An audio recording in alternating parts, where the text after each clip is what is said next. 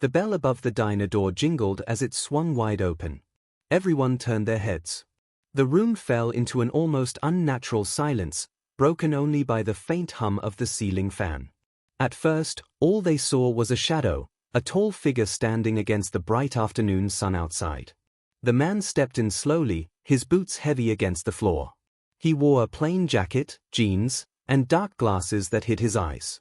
His presence filled the space, quiet but commanding, as if the air itself shifted to make way for him. The officers still had their hands on Evelyn, but they froze when the man's gaze landed on them. Something about the way he stood, the way he carried himself, it was enough to make anyone uneasy. "Ma," he said, his voice deep and steady. "Are you okay?" The elderly woman, bruised but holding her head high, gave a shaky nod. "I called you," she whispered. "They hurt me." The man's jaw tightened. He slowly pulled off his sunglasses, revealing piercing eyes that burned with controlled fire. "Let her go," he said calmly. The two officers exchanged looks. One scoffed, trying to mask his nerves. "And who exactly are you supposed to be?" The man stepped forward.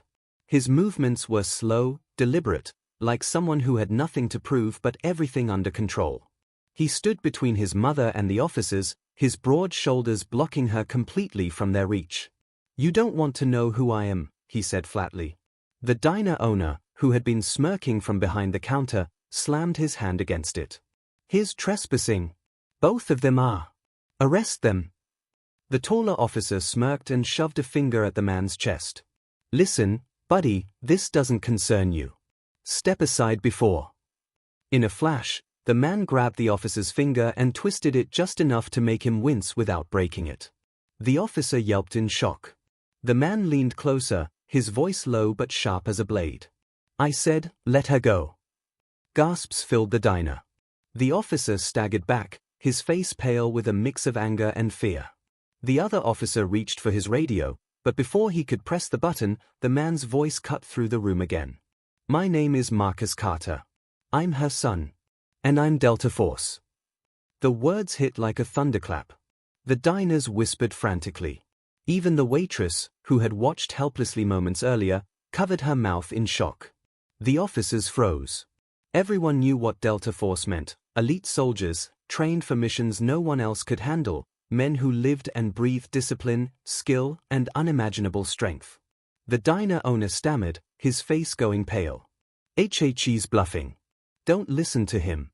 He's just some thug pretending." Marcus reached into his jacket slowly. The officers stiffened, hands twitching toward their holsters, but he pulled out only a badge. Not a police badge. Not military ID. It was something different, classified, official, the kind of proof that civilians rarely ever saw.